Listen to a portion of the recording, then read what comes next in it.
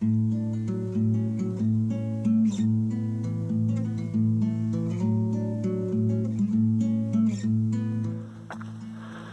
everybody, welcome back to Conscientious Omnivore. My name is Pal. Out on another run today.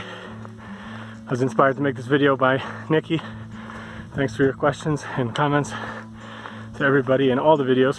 But Nikki, thanks for inspiring this video. I want to help people get inspired to run. I want to share a little bit of my love for running with everybody, and just wanted to give you guys some tips for getting out and maybe doing your first 5K run or beyond if you want to run something bigger. So I'm going to go through 5 tips for everybody, and hope you guys like it. Super easy. I'm going to just go through them at a high level here, then we'll get into the details. Tip number 1, start with baby steps. You got to start small. You have to take it easy. You got to walk before you run. Tip number 2, you want to get a nice habit going. You want to actually form running into a habit that you just incorporate into your lifestyle. It's easier said than done for some, but I'm going to give you guys some tips for how to do that. Number 3, you want to get inspired and actually grow to love running. Not just do it as an pleasant habit that you have to do, like cleaning your bathroom or something. You really want to grow to love it. That's number 3. Number 4, you got to learn a little bit about the form. You have to do a little bit of study, a little bit of practice to learn how to do it properly so you don't get injured. Number 5 is the last one. You have to learn how to take care of your body, recover, eat the right foods, fuel your body with healthy fruits and veg, whole grains, legumes, etc., beans. That's what you want. So those are the 5 tips at a high level. I got a nice flat section. I'm going to get back to running and we'll get back for the details. Right. First tip is you got to walk. You cannot think of walking as a shame. It's actually a critical part of your success. I would go so far as to say that it's necessary and critical to your success starting out, and even not starting out later on. Basically, what I encourage you to do is to just get out there and start a nice walk. Get in the habit. Do this for 2 weeks. Every day, go out, walk for 5 minutes as a warm-up. After that, jog at a very easy, very comfortable, easy to maintain pace for 2 minutes. Then, if you find 2 minutes is too difficult, actually cut it down to 1 minute. Just 1 minute. Jog for 1 minute. Have a stopwatch or some kind of sports watch that'll beep for you in intervals. I think that's actually really handy. A lot of phones now have apps, you can use that too. So just run for a minute and then walk for 2 minutes. Do that 5 times. Walk at the end for another 5 minutes as a cool down, and that's it. Just do that every day for 2 weeks straight. That's your baby steps. After that, you're going to cut back. You're not going to do it every day. And what you're going to do is start doing a little bit longer jogging and a little bit less walking. Try to do like a 50-50 split. Still start with, the 5 minutes of walking, warm up and cool down at the end, but just bump up the running a little bit. Instead of 1 minute, do 2 minutes. If you're already able to do 2 minutes, go up to 3 or 4 minutes and do 2 minutes of walking or something like that. Just keep progressing. Do that for another couple of weeks. So maybe about after a month or 2, what you're going to find is that first 2 weeks of doing it every day, that goes into the second overall tip, which is to build it into a habit. You're going to get used to running as just something that you do as a normal part of your life. And once you've done that for 2 weeks, it's already going to start kind of forming a habit. Then when you do the not every day, but maybe try for 3 or 4 times a week at least. Try to do every other day. Once you do that for another month or 2, after those weeks are by, you're going to notice that it's just a really great habit. You're just going to feel comfortable doing it because it's just something to do. You just do it. There's no questions about it. So it's really difficult that first 2 or 3 weeks. After that, it gets a lot easier and it becomes a habit. That's number 2. Make it a habit. Number 3, you want to really actually grow to love it. I'm going to give you some tips on that, but I got a nice downhill. I'll join you guys in a second. All right, 3rd tip. You want to get inspired.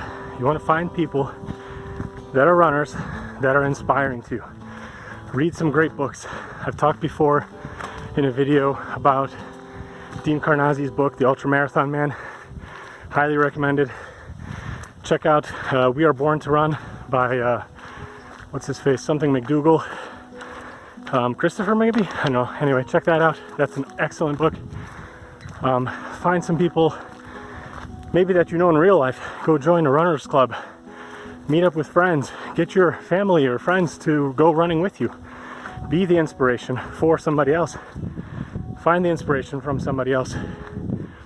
I mean, I can't tell you how much you can get pumped up by seeing somebody that you admire doing a great run or doing it with them. But, you know, I mean, there's so many people that have inspired me. Scott Jurek was instrumental for me going vegan kind of back in the day. He was one of the first kind of athletes that I saw that was plant-based and vegan and you know, spreading that message and you know, seeing that they could perform at such an elite level really made me question whether I need to eat animal products. So anyway, check out people like Jurek, like Fiona Oakes, like other people that are pretty amazing and do amazing things.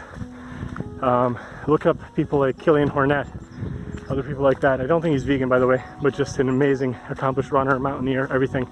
The guy's incredible. Just get pumped, you know, really grow to love running by getting into, you know, into the culture a little bit. And you'll see that if you stick with the first 2 tips that I'm giving you, this 3rd one's going to come easier than you think. Get out into nature. That's a perfect way to be inspired. That's my favorite way to be inspired, is to be out here. The sun's setting over there. I don't know if the camera's going to be able to get it. It's a beautiful sunset. I wish I could see more of it. Color's looking really good. I'm going to have to pick up the pace a little bit. I don't want to get trapped in the woods here in the dark. I didn't even bring a lamp, although I could use my phone, I guess. So anyway, let's get back to running. We'll come up with the last 2 tips for you guys in a little bit, another hill. Alright guys, so tip number 4. I tell people that you really have to learn how to run. You have to learn about the mechanics of running. If you think this sounds silly, please don't take it lightly. I had to learn how to run. I started running, preparing for my first marathon, and I got injured. And I was always a heel striker, and that's when I first actually started learning about proper running form, is after I got injured. And it was a article written by the author of Born to Run, whatever his name is, Christopher McDougall, that he wrote for Men's Health magazine, which is almost kind of like a mini version of the book.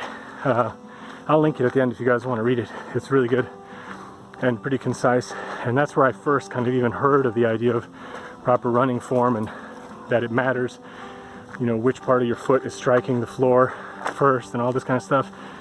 You can reduce a lot of shock and impact by being a more forefoot runner. Don't confuse this with running on your toes. That's certainly not good. But basically you want to land on the balls of your feet. There's a lot of great exercise you can do that promotes that kind of feeling. Jumping rope in place is a really good one. There's some other ones. There's an exercise called the 100 up, which supposedly has really great benefits. I kind of feel a little bit like I'm preaching water without having actually drunk it myself, because I haven't really done the 100 up exercises, but they seem very cool and very promising. I'll put a story about that in here. You guys can check out in the description. And yeah, basically just learn about good mechanics. I really recommend people use really light shoes. I use the Vibram 5 Fingers. I'm not sponsored by them. I wish I were. They're pretty damn expensive around here in Hungary, but they're really good. I really recommend them. Ever since I started training in those, I actually haven't been injured, knock on wood, aside from, you know, little nagging, you know, inflammation or something every once in a while from doing long runs, kind of on less than ideal preparation. But yeah, it's really helped me, and I haven't gotten injured since. I have no problems with my hips, my back, my knees, you know, stuff like that. So really, really important. I can't stress this one enough. I know it's probably the longer of the tips, but I really encourage you to look into it and you know, do the proper form when you're running. Look into it. Now, the last one, because it's getting kind of dark and I really got to pick up the pace here.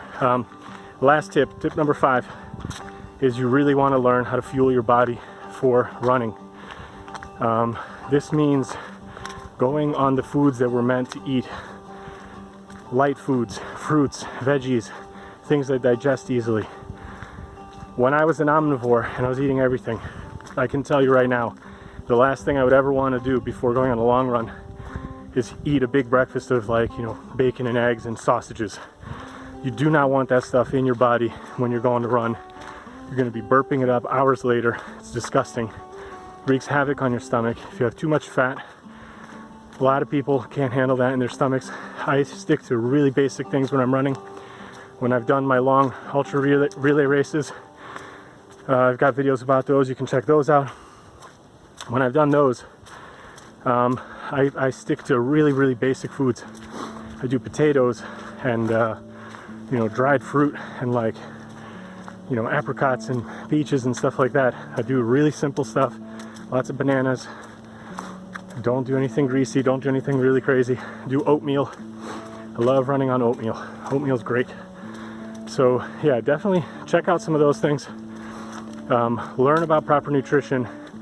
Obviously, with this channel, you know, I advocate for a whole food plant-based diet.